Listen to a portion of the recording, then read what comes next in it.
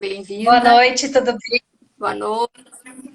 Tudo bem? Seja bem-vinda, doutora Bibiana, nossa convidada de honra. É mais uma das minhas parceiras, que eu sempre digo, né, que o meu trabalho ele não aparece sozinho. Então, nós temos alguns que, né, incondicionalmente, eles tornam o trabalho da gente melhor. E a Bibiana é uma das que me ajuda muito nessa parte de radiologia mamária. Seja Nossa, bem-vinda, muito Bibiana. obrigada. Obrigada. Eu não tenho palavras para agradecer o convite, eu fico muito feliz, muito honrada de estar aqui hoje e A honra é espero toda fazer nossa. jus à sua confiança. Obrigada por tudo. Eu que agradeço. A doutora Bibiana, ela é radiologista, né? Ela é proprietária da Clínica I em São Leopoldo e faz um excelente trabalho, já faz alguns anos. E hoje nós estamos iniciando, as lives desse mês serão todas sobre esse assunto do câncer de mama, né? E a doutora Bibiana vem falar para nós um pouco assim da importância, né, do Outubro Rosa e a incidência do câncer.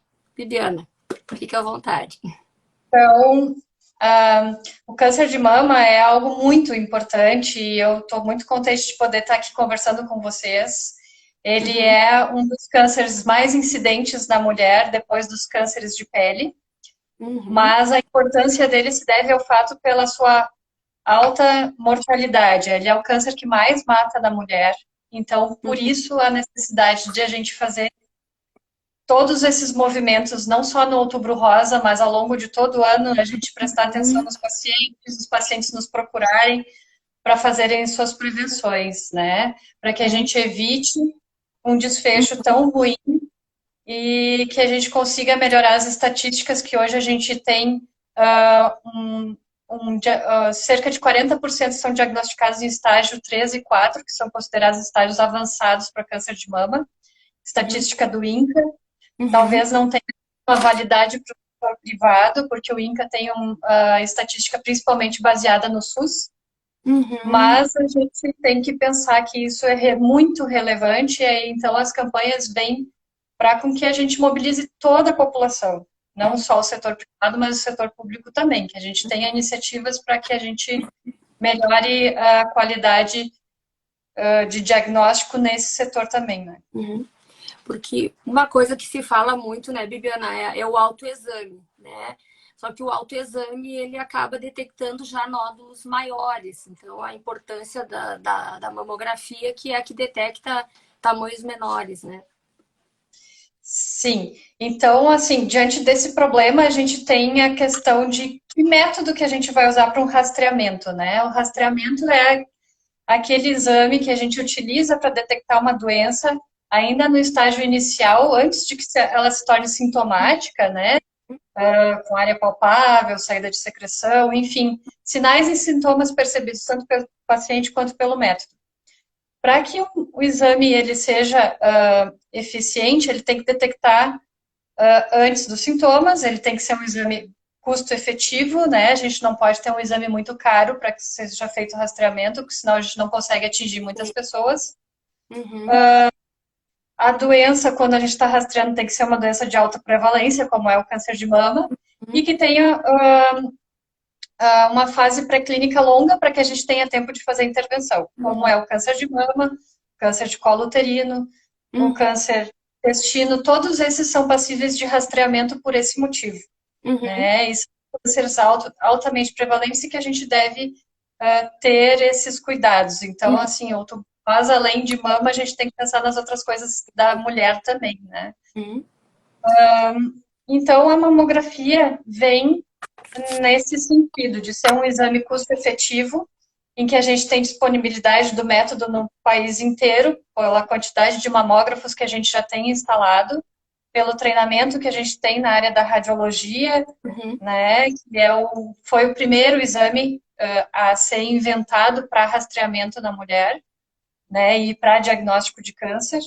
Depois foram surgindo os próximos, como a ultrassonografia, como a ressonância e a tomossíntese, que é o último exame que se sim, inventou na intenção de diagnóstico, né? uhum, E a gente tem duas situações quando a gente está fazendo a mamografia. Uma mamografia de rastreamento, que é aquele paciente assintomático, e uma Uhum. mamografia diagnóstica, que é aquele paciente que vem encaminhado pelo médico porque ele tem área palpável, porque ele tem sinais e sintomas de câncer de mama, né? Uhum. E aí a gente vai sempre construindo,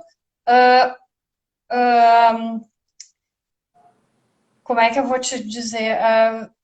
A gente não vai usar só a mamografia quando é diagnóstica. Provavelmente a gente vai precisar dos outros recursos também, de ultrassonografia, para ver se essa lesão é identificável e passível de biópsia ecográfica, que é mais simples de se fazer do que uma biópsia guiada por mamografia ou mamotomia, né?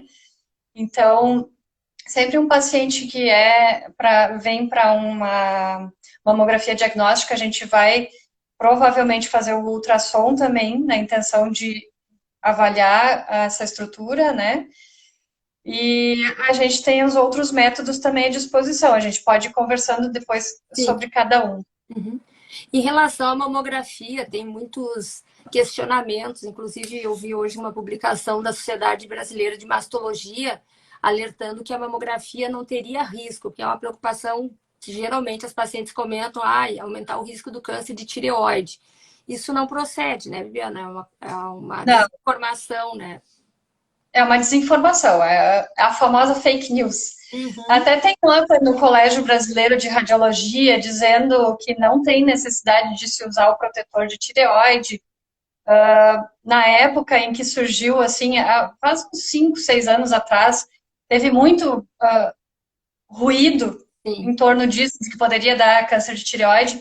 Então, algumas clínicas usaram por um tempo, mas aí o Colégio Brasileiro até contraindicou o uso do Uhum, protetor de tireoide porque não tem necessidade. O que acontece na mamografia? O uhum, raio-x da mamografia, ele é muito focado. Então, o raio-x de espalhamento da mamografia é praticamente zero. tá. Quando a gente comprime a mama, o raio-x fica focado em cima da mama, ele é direcionado para a mama, ele não vem em direção à tireoide. Uhum, Então, não teria risco nesse sentido, não tem porquê, e inclusive ele pode atrapalhar na hora que a gente vai fazer o posicionamento da média lateral, uhum. porque ele atrapalha na hora de colocar a mama no equipamento. Então, ele atrapalharia para a gente fazer o exame.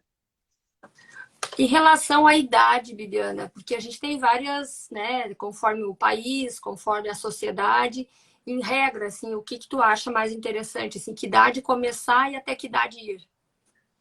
A gente tem, na verdade, consensos, né? Uhum, Colégio Brasileiro de Radiologia, Febrasgo, e a Sociedade Brasileira de Mastologia se posicionaram muito em relação a essa questão. Né? No Brasil, a gente sabe que a incidência de câncer de mama na faixa etária entre 40 e 50 anos é maior do que em relação aos outros países, como os Estados Unidos e alguns países da Europa.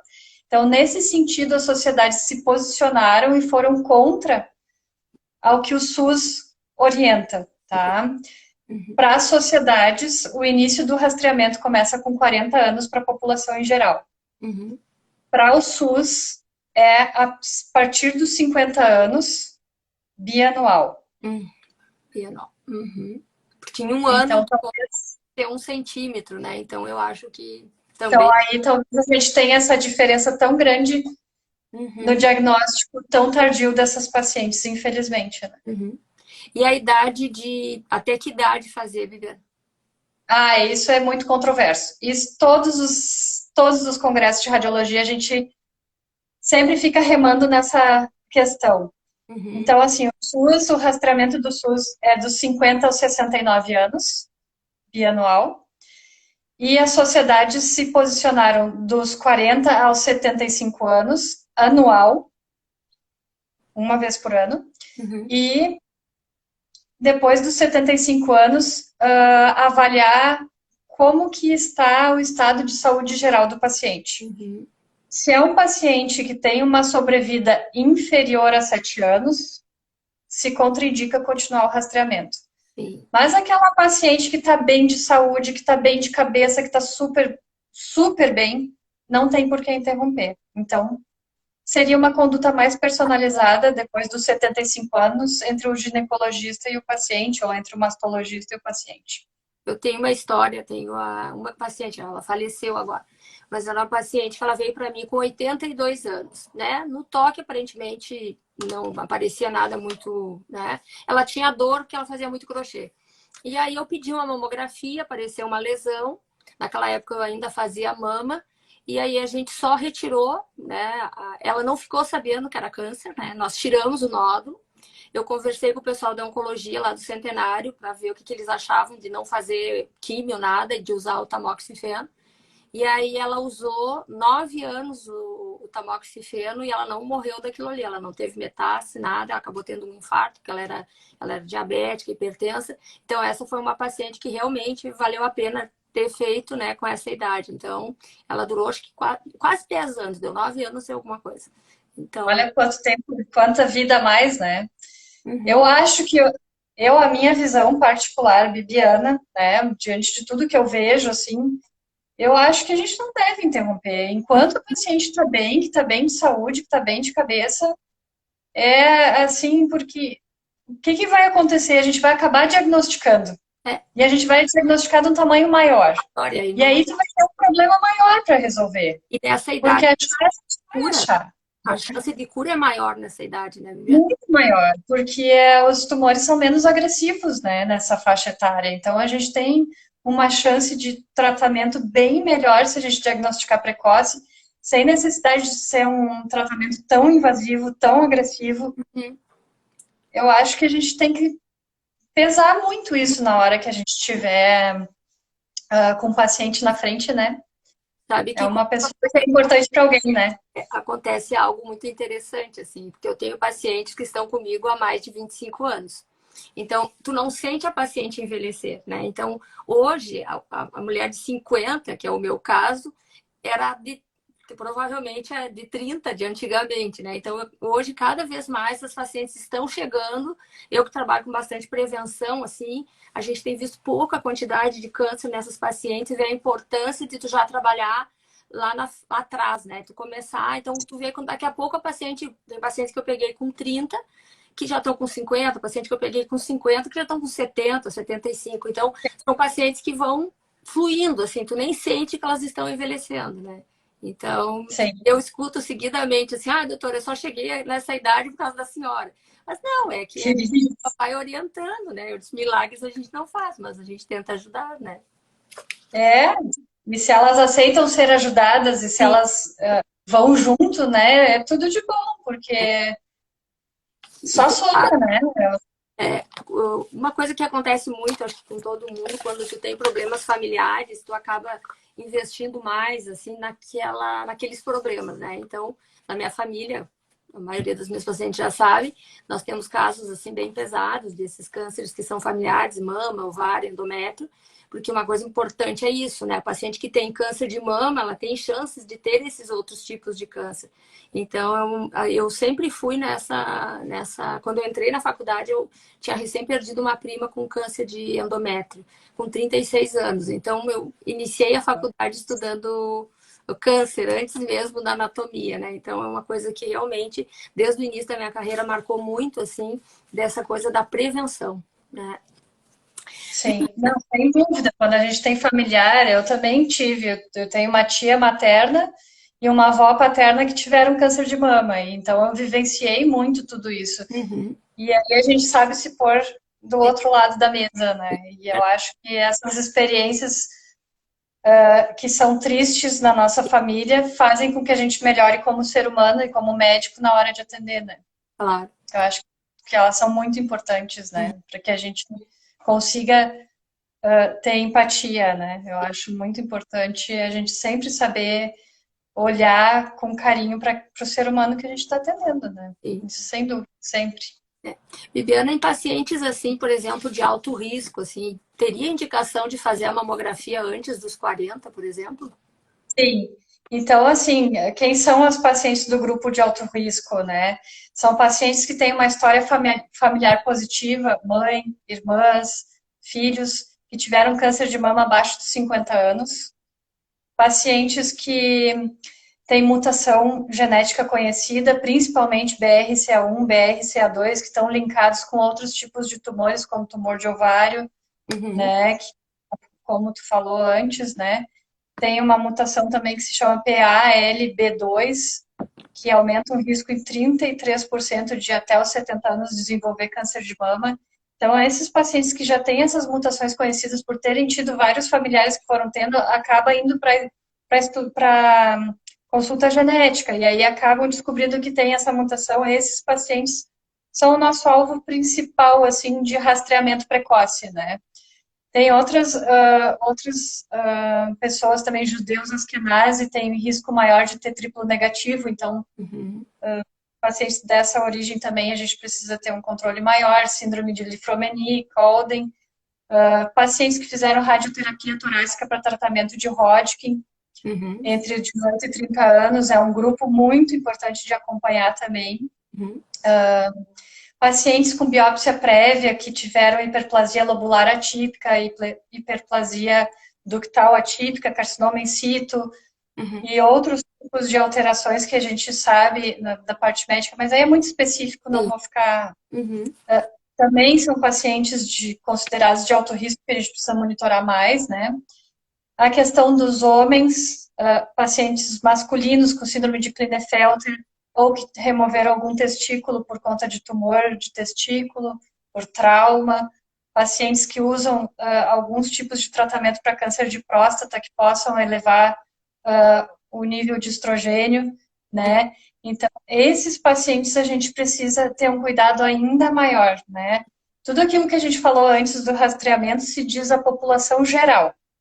Agora, para essa população de alto risco, a gente tem um controle mais rigoroso, né? Começa antes, para pacientes com mutação BRCA1, BRCA2, começa rastreamento com ressonância com 25 anos, mamografia a partir dos 30 anos, não antes dos 30,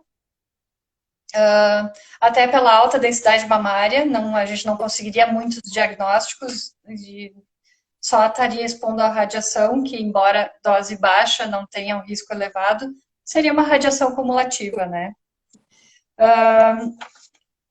E nas outras pacientes sem mutação, né, mas com antecedente familiar positivo, começaria 10 anos antes do familiar mais jovem que teve câncer de mama, né?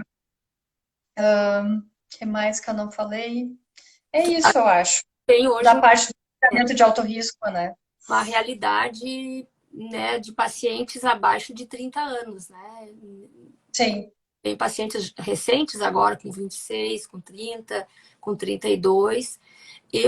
Se eu pudesse incluir uma paciente de risco para câncer de mama, é a paciente com endometriose severa.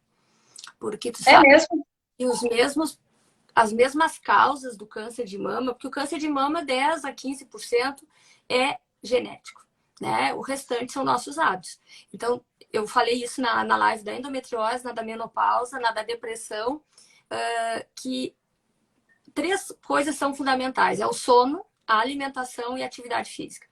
Então, na semana que vem, que eu vou trazer uma paciente minha que teve câncer de mama na gestação, e eu vou falar sobre a predominância estrogênica. O que é isso? O excesso de estrogênio. Então, eu acho que uma das causas, porque eu já tive muita paciente que tinha endometriose severa, e eu sempre alerto para as minhas pacientes. Quem está aqui, que é minha paciente, que tem endometriose, eu sempre falo. A minha preocupação, claro que é a endometriose também, pelo dano que ela causa, mas eu tenho uma preocupação muito grande, porque as mesmas causas, né? Tanto mioma, endometriose, câncer de endométrio, câncer de mama, todos eles estão associados com hiperestrogenismo. E hoje, se tu vê, assim, o álcool é um grande causador disso, né? Só que o álcool, ele ainda é associado com coisa boa. Então, inclusive, na menopausa, a gente tem pacientes, por exemplo, que eu opto por não usar o hormônio em paciente que bebe todo dia. Porque é uma paciente que ela é de risco, né? A obesidade é outra coisa. Obesidade, tabagismo, né? Na verdade, são os fatores modificáveis, né? Aquilo que a gente consegue modificar. E que a gente precisa estimular muito elas esse cuidado, porque é onde a gente consegue melhorar. Sim. Que os outros são fatores imutáveis, né? A genética a gente não consegue ainda modificar, não temos vacina para isso, não temos mas coisas que a gente... Mas que tem como... Hábitos saudáveis, sem dúvida, uma alimentação saudável, exercício diário de preferência, né? Ou Uhum, pelo menos sustentado, né? uhum. Todas coisas que fazem com que melhore esse perfil de redução de risco, né? Nessas pacientes mais jovens, às vezes a mamografia não tem um alcance, até não tem-se a rotina de fazer. Então, uma das características que nós temos observado é essas pacientes, quando descobrem o nódulo, ele já está maior, né? O que a gente pode fazer por essas pacientes, né, que não são de alto risco, mas que têm sintomas, a gente poderia fazer a ecografia mamária, que é um exame que não envolve radiação, que ele é super sensível em mama densa, né, ele tem uma sensibilidade muito boa para mama densa e heterogeneamente densa, inclusive a ultrassonografia, ela é um adjunto de extrema importância para pacientes, mesmo acima dos 40 anos com mama densa e heterogeneamente densa, que a gente pode solicitar junto com a mamografia para melhorar a sensibilidade do diagnóstico, né? Uhum. A mamografia realmente ela cai muito, e isso é importante as pessoas saberem, que às vezes elas ficam assim indignadas e não querem nunca mais fazer. Uhum. Puxa, mas uma amiga minha fez a mamografia e 6 meses depois tá lá com câncer de mama, como é que não viram? Uhum. Infelizmente, é uma limitação do método. Mamas densas, que é aquele padrão heterogeneamente denso ou extremamente denso, a sensibilidade da mamografia fica entre 30% e 40%, 46%. Uhum. É baixo. Então, cai muito, baixa muito, né? Então, nessas pacientes, é importante, se você já conhece, ou os médicos, enfim, já conhecem como é a mama da paciente, até pelo toque, a gente também tem uma certa Uhum. noção, né, de como que é, já solicitar a ecografia junto, que a gente consegue melhorar muito a sensibilidade. Uhum. E A aí, gente não tem como fazer rastreamento com ressonância em todo mundo, porque é um exame extremamente caro, uhum. né, um exame longo, e Uhum. que precisa de um radiologista focado, treinado nisso, que a gente não tem tantos disponíveis, né? A gente tem uma formação em radiologia mamária que normalmente a gente faz focado mais na mamografia e ecografia, e para quando vai fazer ressonância, faz mais um ano de treinamento nisso, ou faz cursos de aprofundamento nessa área, né? Uhum. Então, a gente tem muito mais pessoas treinadas para fazer rastreamento, mamografia e ecografia, e a ressonância não se usa como rastreamento em nenhum lugar do mundo ainda até agora. Não Uhum. sei como vai ficar daqui a um tempo, Uhum. porque tem saído estudos novos, né, que vem mudando os paradigmas de rastreamento, principalmente no grupo de alto risco, né. Uhum. Então, Uhum. por enquanto, rastreamento, quando a gente fala em rastreamento, é mamografia e mamas densas, a ecografia junto, né? A ressonância se pede muito em paciente com prótese, né, Bibiana? Com prótese. Sim, porque a prótese a gente tem limitação também, na mamografia e na ecografia. A gente consegue ver bem a ruptura extracapsular, quando extravasa silicone. A gente vê bem na mamografia, vê bem na ecografia, mas na mamografia a gente não consegue ver a ruptura intracapsular da prótese, Uhum. né? Quando tem a ruptura do interior da prótese, mas ela está contida dentro da cápsula fibrosa. E no ultrassom a gente tem sinais indiretos de ruptura interna da prótese. Uhum. E aí, quando a gente vê esses sinais indiretos, a gente solicita como conduta no laudo, a gente solicita complementar com ressonância para a gente ter certeza de que essa paciente tem ou não integridade da prótese, para não ficar Uhum. com dúvidas quanto a isso. Em Então, paci- se tem uma ruptura extracapsular, é tranquilo, a gente identifica nos dois. Mas tem uma ruptura interna da prótese, a gente precisa da ressonância para confirmar. Bibiana, em pacientes, por exemplo, mais jovens, que a mamografia não seria para acompanhamento, a ressonância seria uma boa indicação assim de acompanhamento. Que há um tempo atrás eu tive uma paciente que o mastologista acompanhava com a eco, porque a mamografia, o nódulo dela não aparecia, era pequeno, e aí, em princípio, usava-se a ressonância. Não sei qual é a tua opinião assim, em relação a isso. Para paciente de alto risco, sim, e Uhum. fazendo com ressonância, né? Uhum. Para paciente que está controlando um nódulo que tem característica benigna, pode ser só a ecografia, né? Se ele é identificável pela ecografia. Sim. Em relação à tomossíntese, que é um novo exame, que às vezes os pacientes questionam, doutora, eu preciso fazer, né? Qual é a tua opinião? Eu sei que não é o que tu trabalha, né, Bibiana, mas, assim, tu que vai nos congressos de radiologia, assim, quais são as novidades em relação a esse exame?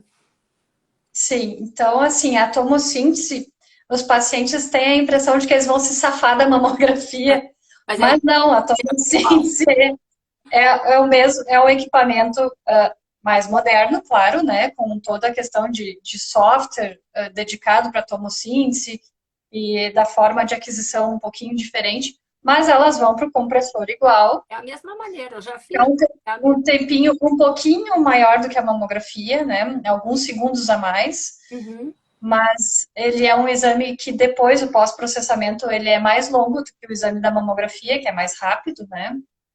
E o que acontece? A tomossíntese, ela melhorou em relação à mamografia a sensibilidade de diagnóstico, tá? Tem estudos mostrando... o primeiro estudo foi o estudo Oslo, mostrou um aumento de 27% na detecção de câncer de mama em relação à mamografia. E um segundo estudo, que é o Storm Trial, que mostrou um aumento na taxa de detecção de 51%. Uhum. Então, em relação à mamografia, a tomossíntese tem um valor muito importante, Uhum. tá? Mas o que acontece? É um exame que não é tão disponível, Convênio. né? Então, o rastreamento, o convênio não paga, no SUS não deve ter. É um exame que, por curiosidade, eu liguei para as clínicas para saber quanto que custa. Ele é um exame caro. Então, assim, acho que dificultaria para a gente fazer de uma forma como rastreamento. Ele Uhum. custa em torno de R$ 640 para fazer bilateral. Uhum. Então, a gente reserva esse exame, né? O que se fala no Congresso? A gente reserva esse exame para quando tem dúvida diagnóstica. Tem uma assimetria na mamografia que eu não consigo esclarecer e que eu tenho dúvida e que eu acho que está numa área que é de interesse, né, na zona posterior, na zona proibida de Tabár, que a gente chama. É uma assimetria, é um achado novo, eu não vejo na eco e não some na compressão seletiva. Tu fica encismado, vamos para a tomossíntese, para ver se tem mais algum achado que vai agregar, Uhum. ou a gente vai para a ressonância, para ver se aquela área tem interesse. E a ressonância e a tomossíntese, Bibiana? Pois é, aí eu estudando para me preparar para agora, né? Ressonância também é um método que eu não trabalho, mas eu estudei para a gente Coloquei poder conversar. essa encrenca aí. E também nos congressos, né? O último congresso também falou bastante sobre isso. Saiu um estudo do JAMA 2020 comparando a tomossíntese com a ressonância. Uhum. E ali a ressonância mostrou mesmo, esse estudo foi um estudo que se usou a ressonância abreviada, não é a ressonância que é feita quando tu pede ressonância mamária com contraste para investigação. Eles usaram uma ressonância encurtada, com menos sequências, mas usando gadolínio. E nesse estudo eles mostraram uma taxa de detecção para ressonância de 11,8 casos em 11,8 casos em 1.000 pacientes, a proporção. E para tomossíntese, uma taxa de detecção de 4,8 para 1.000. Então, Melhor. assim, dos diagnósticos Uhum. bem mais baixo, né? Uhum. Então, assim, eles triaram em vários centros 1.444 pacientes que foram encaminhadas para tomossíntese e para ressonância, a mesma paciente. Uhum. E daí eles, com a ressonância, conseguiram detectar 17 casos de tumor invasivo e Uhum. 6 casos de carcinoma ductal in situ. Enquanto a tomossíntese detectou 7 casos dos 17 casos detectados pela ressonância Uhum. de carcinoma invasivo e 2 casos dos 6 casos que a ressonância tinha detectado de carcinoma ductal in situ. Uhum. Então, a tomossíntese ainda é inferior à ressonância, Uhum. né? Em relação à ecografia, mais alguma colocação, Bibiana?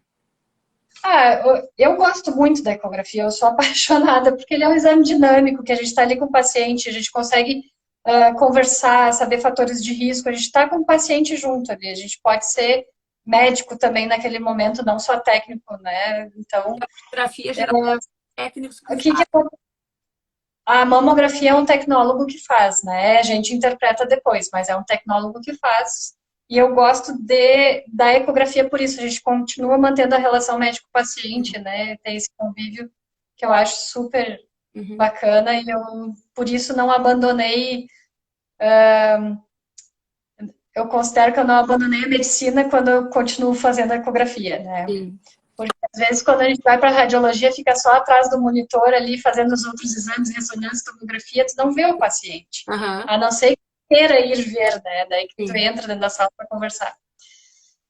Mas assim, voltando, o que acontece? A ecografia ela tem uma sensibilidade de 76% e uma especificidade de 84%, segundo um estudo de 2021 do médico chamado Shen. Então, ela é um exame de grande valia, né? Principalmente para as mamas, de novo, densas e heterogeneamente densas, né? Onde a mamografia deixa devendo, né? Mas ela também é importante nas outras situações também de mama lipossubstituída e moderadamente densa, onde a gente detecta um nódulo. Bom, detectei um nódulo, mama lipossubstituída, e agora? Esse nódulo que eu estou vendo na mamografia, ele é sólido ou ele é É. cístico? Uhum. A ecografia vai nos dizer, olha, ele é sólido. Não, ele é cístico. Se é cístico, a gente não se preocupa, é um achado benigno, a gente não precisa fazer nada. Ele é sólido. Bom, quais são as características dele? Ele tem uma característica que fala mais a favor de benignidade ou fala mais a favor de malignidade? Uhum. Isso a ecografia consegue nos mostrar muito bem, né? E aí a gente passa para as classificações do BIRADS. Para Uhum. todos os métodos a gente usa a classificação BIRADS, né? Eu me lembro até que tu me pediu para conversar um pouquinho sobre isso. Se a gente está fazendo um rastreamento puro de mamografia, vem uma paciente, mama lipossubstituída, eu identifico um nódulo, é um BIRAD zero, porque eu vou precisar de um outro exame complementar para ter certeza o que é aquele nódulo. Ele é um nódulo sólido ou ele é um cisto? Uhum. Então, a mamografia, sempre que identifica um nódulo, ela acaba sendo classificada quando os achados daquele nódulo são benignos, como o BIRAD zero. Uhum. Se aquele nódulo tem achados de malignidade, a gente já classifica com BIRADS 4 ou 5, dependendo das características do nódulo. Uhum. Mas ainda assim, os médicos vão solicitar o ultrassom para a gente ver as características ecográficas e para a gente ver se a gente consegue localizar através da ecografia para facilitar a biópsia. Uhum. E a biópsia por ultrassom é um exame mais fácil do que uma biópsia cirúrgica. É um exame que a gente consegue fazer ambulatorial, paciente acordado, anestesia local, tira um fragmento da região de interesse, vai para o patologista analisar, o paciente sai com curativo pequeno, 3 horas com o curativo fechado e depois tira, no dia seguinte, vida normal. Uhum. É mais simples do que uma biópsia cirúrgica, né? Os cuidados depois são bem Uhum. mais tranquilos do que um pós-operatório, né?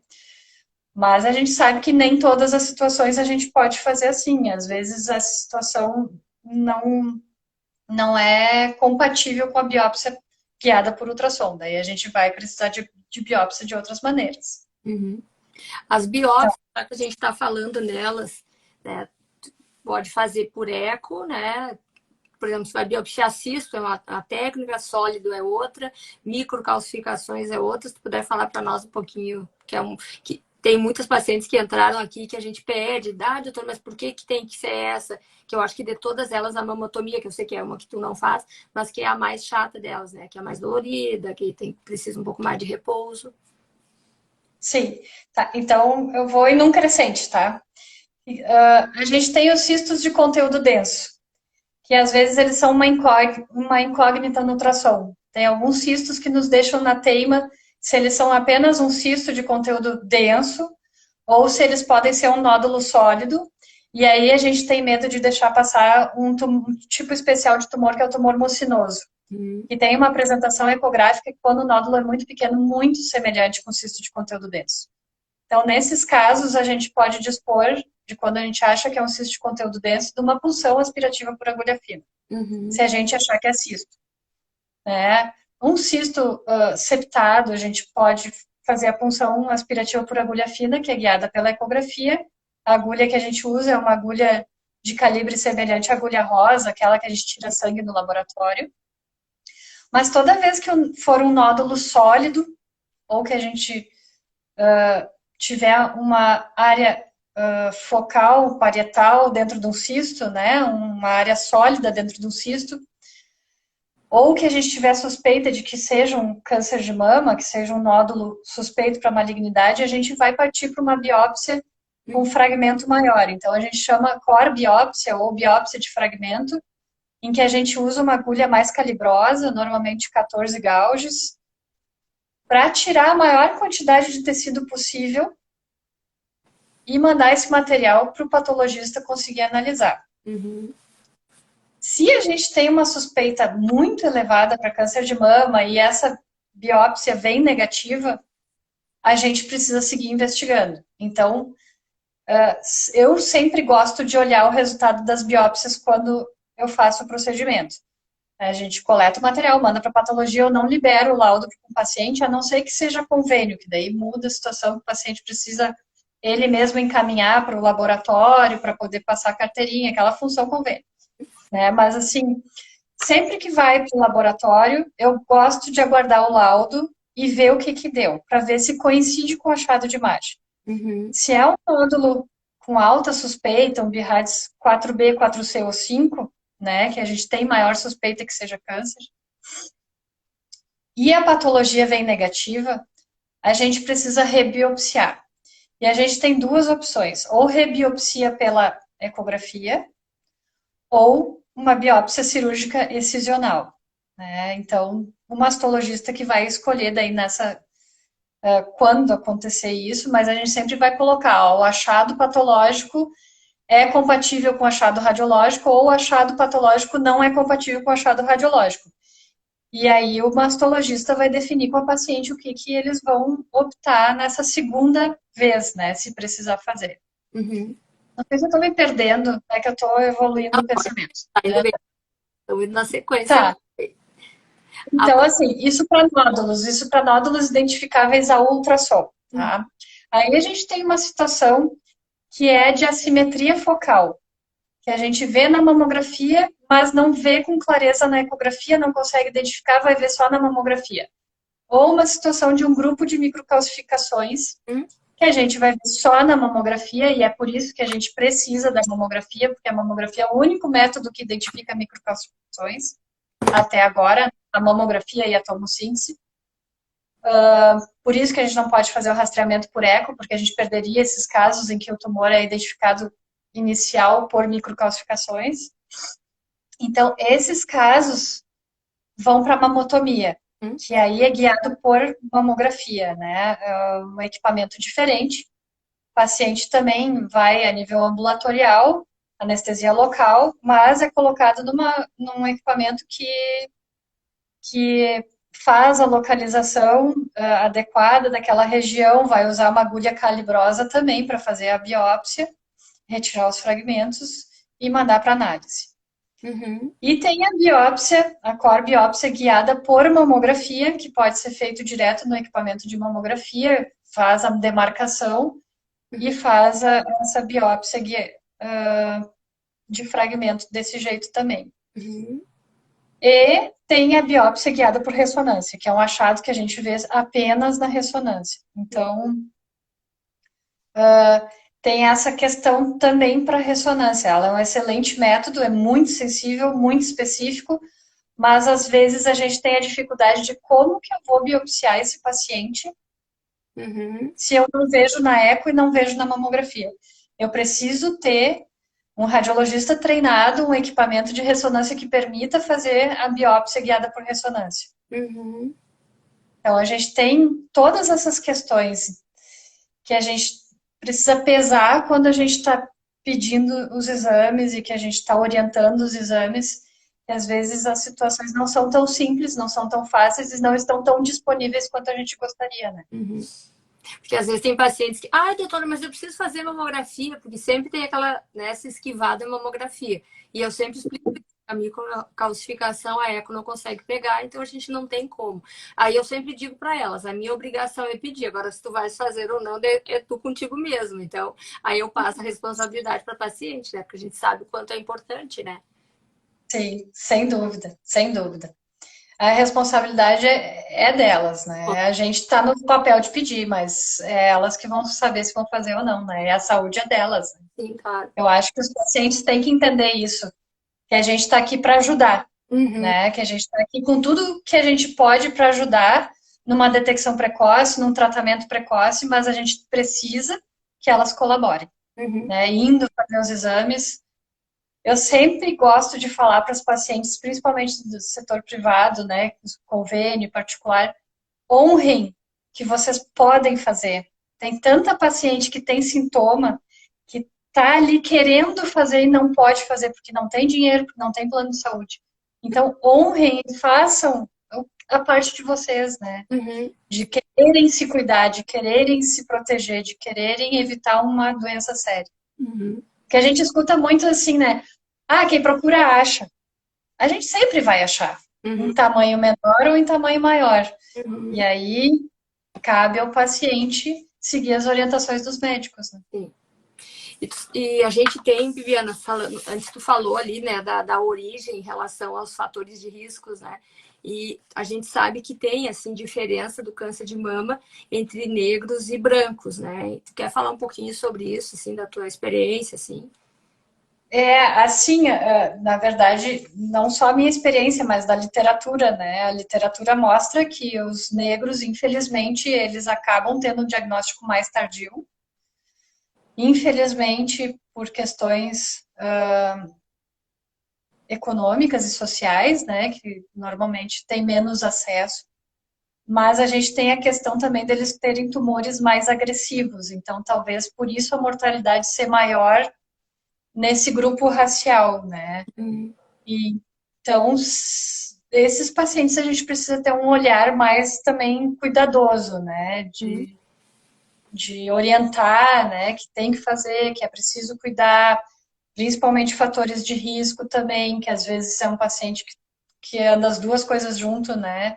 Obesidade, sedentarismo, essas convergem às vezes por questões socioculturais de ter um cuidado menor com a saúde, né? Então, é um grupo que a gente precisa ter um olhar mais atento, de incentivar o rastreamento, né?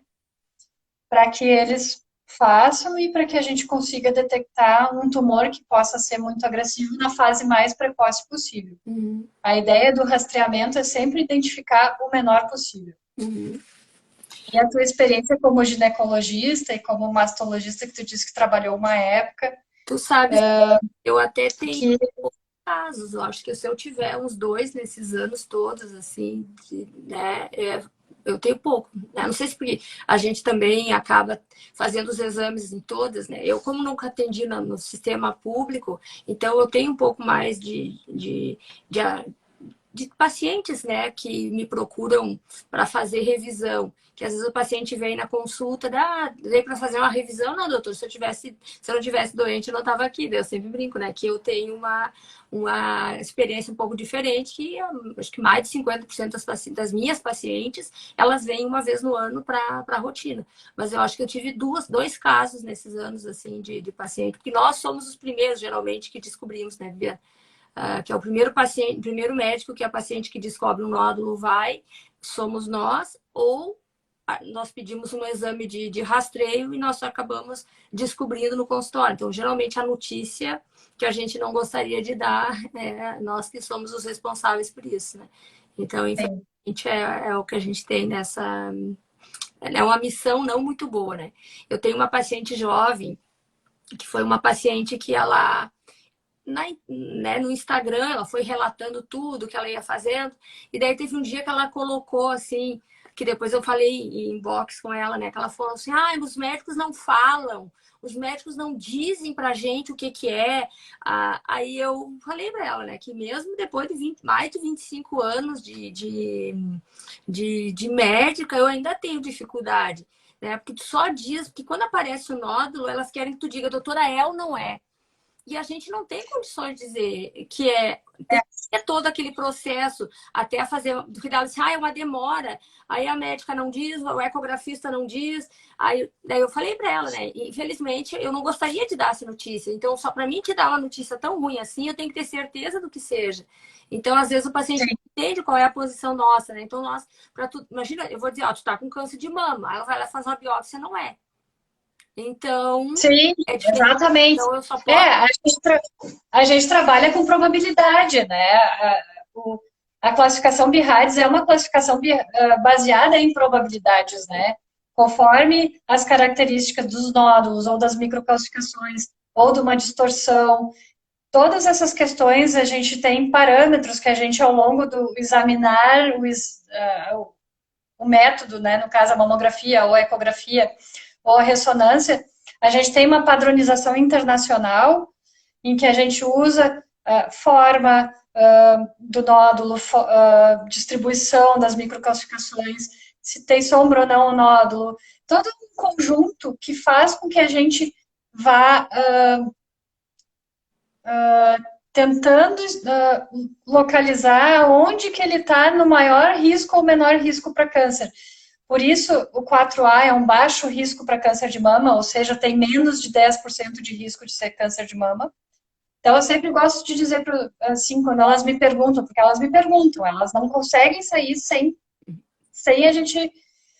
tirar da gente alguma informação, né? E eu acho que elas estão no direito delas. Se eu tivesse ali, eu também ia querer saber, né? Uhum. E aí elas me perguntam, eu vi que tu parou ali, o que que é aquilo ali? Olha, eu identifiquei um nódulo, pelas características tem uma baixa suspeita, tem 90% de chance de ser benigno. Então, eu sempre gosto de enfatizar, tem mais chance de ser benigno quando é um 4A, mas a gente precisa descartar que a gente tem uma lesão inicial de câncer de mama, então a gente precisa ir até o fim e fazer a biópsia e ter certeza do que é, né?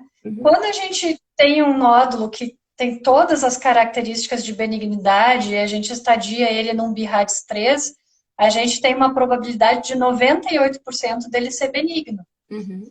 Então, a gente consegue só monitorar ele em 6 meses. A gente tem um risco bem pequenininho de 2% de ele não ser.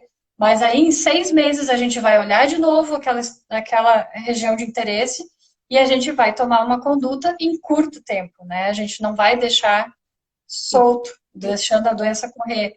Mas a gente sempre tem que também lembrar se o paciente tem uma adesão boa ou não. Uhum. Quando é aquele paciente que vem fazer o rastreamento uma vez na vida, outra na morte, eu já não deixo no 3, mesmo eu achando que é 3. Eu Sim. sei que ele vai desaparecer. Uhum. Então, às vezes eu peco pelo excesso, sabe?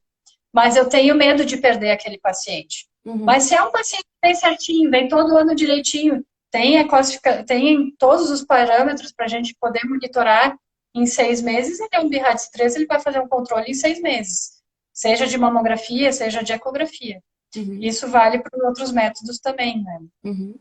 Até um E tempo aí a gente não tinha essa classificação do 4A, o B e o C, né, Bibiana? Então era tipo, era 3. Eu não sei se quando tu entrou já era, porque eu lá atrás, no início, a gente tinha BIHADS 1, 2, 3, que aí o 3 era provável benigno, e o 4 era suspeito e o 5 era câncer.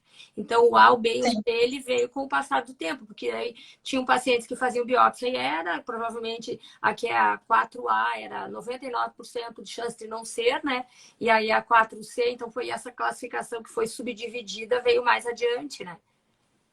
e eu acho ela muito importante até para a gente não assustar, né? Para não.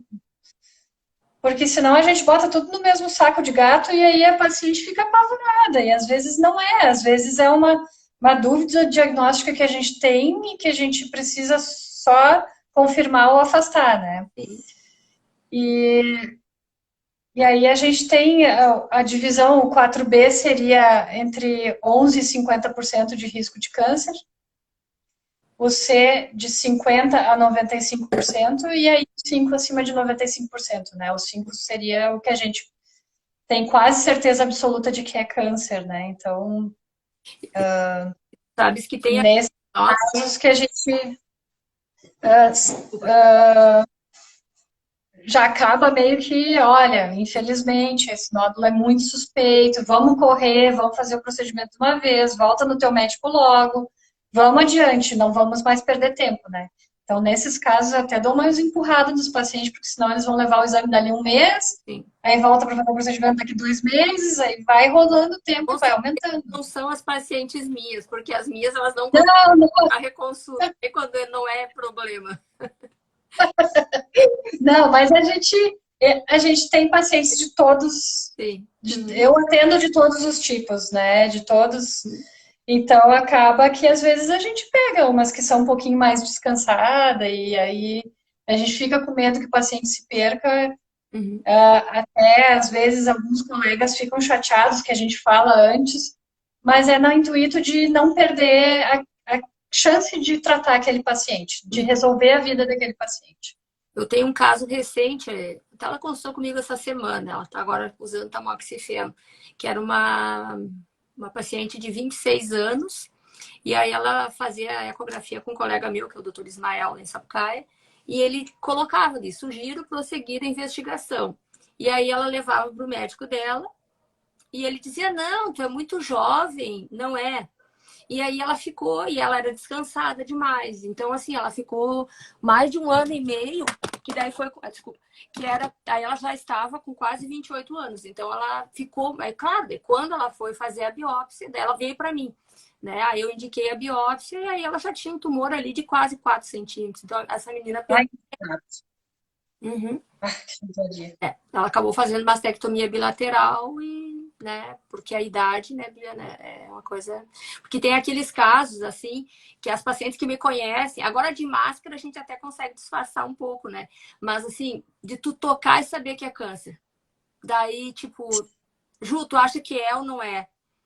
Eu não queria que fosse, mas eu acho que é. Então, assim, de tocar, então a gente sente, no toque, assim, tu sente. Então, já tive caso de paciente jovem, assim, com 34, foi uma paciente minha, que é uma paciente antiga, assim, com 34 anos, eu toquei, a farmacêutica, né, não tinha como dizer que não era, e aí, assim, ela fez a mamografia, era um nódulo de 5, acho que era 5,1. Então, é uma coisa que tu sabe o que que é. Quando tu toca o nódulo, ele geralmente é um nódulo fixo, né? É endurecido, ele está diferente. Por isso que é importante, a importância do toque na mama é tu tocar sempre o dia que tu achar algo diferente. Porque às vezes aquelas pacientes que têm mama mais densa, doutora, mas a minha mama parece que sempre tem nódulo. Mas quando for um nódulo, ele vai ser diferente daquele ali que ela vem tocando sempre. Então eu sempre oriento Sim. nesse sentido, assim, né, Bia? Eu acho assim, eu sinceramente eu acho muito importante o autoexame. Eu Uhum, acho que a gente não deve, assim, tirar ele da roda. uhum, Porque o que que acontece? O paciente tem ali durante o ano inteiro as mãos e as mamas. sim. Ela tem possibilidade de tocar e sentir. Uhum, Ela não tem a obrigação de saber se é ou não. Então, isso sempre eu gosto de falar para elas também. Vocês não têm a obrigação de saber se é câncer ou não, mas vocês precisam se tocar, uhum, se olhar, uhum, prestar atenção, né? Porque se vocês identificarem alguma coisa neste intervalo, vocês vão buscar o médico mais cedo, ele vai pedir o exame que ele achar necessário e vocês vão conseguir tratar um câncer de intervalo, que uhum, infelizmente não sabe que existe, sim. né? Então, eu gosto do autoexame nesse sentido, de a gente conseguir pegar um câncer de intervalo, de a gente poder deixar a paciente também, assim, as que não têm condições de estar fazendo o rastreamento, Uhum, que elas saibam o que elas precisam, se elas sentirem que elas têm que procurar, né? uhum, E aí fazer um esforço, se não conseguir pelo SUS, ir pela via privada, de ir atrás, né? A gente precisa orientar nesse sentido. O que que elas precisam prestar atenção? Um nódulo palpável, saída de secreção pelo mamilo. Elas precisam saber o que que elas precisam entender como importante uhum, para ir buscar ajuda. O ideal é que todo mundo faça o rastreamento uma vez por ano. Isso é o ideal. Mas a gente vive no Brasil. sim. É um país do terceiro mundo. Não é a nossa realidade do setor privado.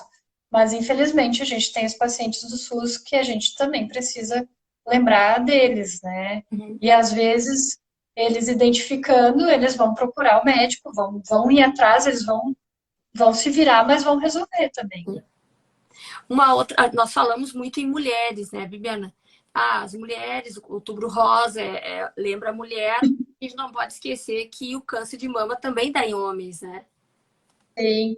A casuística é menor, né? Um caso de câncer de mama em homem para cada 100 casos de câncer em mulher, mas existe, né? E a gente precisa alertar eles, para eles é ainda mais fácil, porque a mama é menor, é mais superficial, qualquer alteração, que eles no tocar, ao tomar banho, se sentirem alguma coisa diferente, que eles têm que procurar o atendimento médico, seja do clínico geral deles, que vai iniciar o processo, ou diretamente aí um mastologista para que ele avalie e veja se essa alteração nova é suspeita para câncer de mama, e aí vai pedir os exames, ou às vezes pode acontecer de no homem desenvolver ginecomastia, que é mais frequente desenvolver ginecomastia do que um câncer de mama, e o mastologista vai conduzir daí o que ele acha mais importante, né?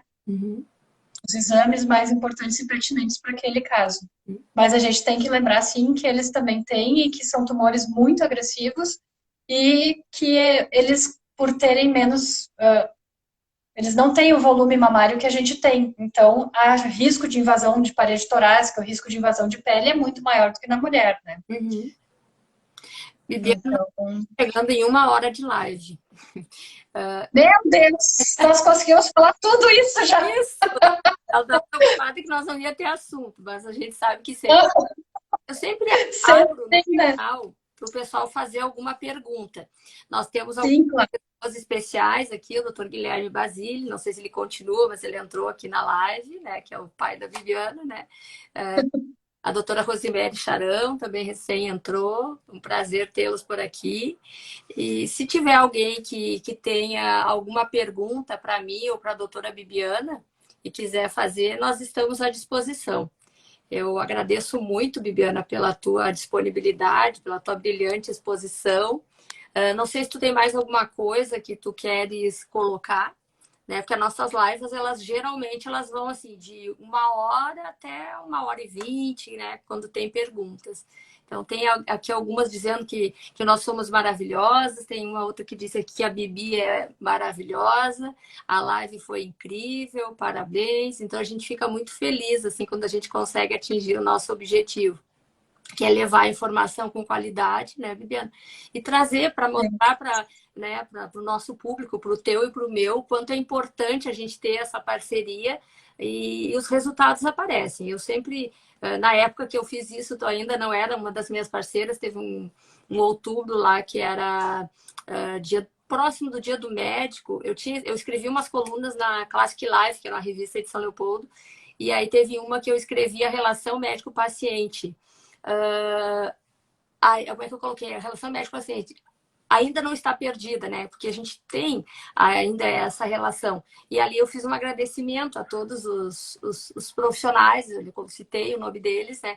E depois eu mandei entregar um presente. Tu é uma que faz isso todo ano, né? Agradeço, já recebi o meu presente desse ano, lá do Dia do Médico. A doutora Bibiana, acho que teve um ano desses, assim, que eu ganhei. Eu não consegui usar ainda, porque eu tenho medo de estragar. Eu ganhei a cuia mais linda que eu já ganhei até hoje foi da Bibiana, que era uma cuia de pérolas, né? Não sei se tu lembra, que algum ano Sim. tu fizeste. Mas pode estragar, não vai estragar. É uma joia, na verdade eu guardo ali como uma joia, né? É um reconhecimento à parceria, né? Aos excelentes profissionais que confiam no nosso trabalho. Então, eu gosto de mandar um agradecimento no Dia do Médico e, né, como um carinho. É sempre uma lembrança, nunca é nada extravagante, porque infelizmente não tem como. Mas é sempre pensado com muito carinho, cada um deles, pela admiração que a gente tem no trabalho de vocês e como profissional, como ser humano e também pela confiança que tem no trabalho da gente. Juliana, posso falar só mais uma coisa sobre a ressonância que eu acho importante, que eu esqueci de falar. Antigamente a gente usava a ductografia para avaliação de lesões intraductais de saída de secreção, né? Pacientes com suspeita de papiloma intraductal. Hoje em dia, a ressonância superou esse método, então é mais uma aplicação da ressonância para avaliação de doença de Paget, né, doença alveolar. A ressonância é super importante para esses pacientes, né? A avaliação de extensão intraductal das lesões, ela serve muito para o planejamento cirúrgico, por dar 3 eixos de medidas, avaliar bem a relação com a parede torácica, a relação com a pele, multicentricidade das lesões, que às vezes pode ter mais de um foco, que infelizmente a gente pode perder na mamografia ou na ecografia lesões menores, e que a ressonância vai nos ajudar a lesões outras além da principal, né? Então a ressonância num exame pré-operatório é um exame que tem se visto muito importante para avaliação de quimio-neoadjuvância, né? Se está funcionando o tratamento ou não. A ressonância tem tido resultados muito positivos. Então, era isso que eu queria fechar, assim, em relação a esse método que eu acho, assim, extremamente valioso. Embora eu não trabalhe com ele, eu gosto muito dele, assim, para situações específicas, né, em que a gente precisa dele. Tem uma pergunta. Queria te agradecer de coração. Muito, muito obrigada por me permitir estar aqui, né? Muito feliz pelo convite. A honra é nossa. Alguém perguntou se a live vai ficar gravada. Todas as lives ficam gravadas na minha página do Instagram. Se a Bibiana quiser compartilhar no dela também, pode ficar à vontade, Bibiana. Eu tenho um canal lá no YouTube, que é Médica Juliana Araújo, que daí lá fica direto, já tu consegue identificar a live, né, pelo título ali, porque no Instagram agora a gente vai mudar um pouco, já vai ter no Instagram também o título da live, porque eu brinco, né, que eu sei qual é a live pela roupa que eu tô, né, mas ainda não está identificado, então a gente vai mudar isso. Muito obrigada, Bibiana, que Deus... Obrigada, Juliana. Obrigada a todos. Obrigada a quem nos assistiu hoje por guardar um tempo para nós. Tivemos um beijo a todos vocês. Eu te passo quantas pessoas ao vivo entraram. Muito obrigada por tudo, Bibiana. Obrigada. A nossa plateia aí que é fiel. Tem uns aqui que toda quinta-feira estão aqui para nos prestigiar. Obrigada, Bibiana. Uma boa noite. Boa noite para todos. Boa noite. Tchau, tchau. Tchau.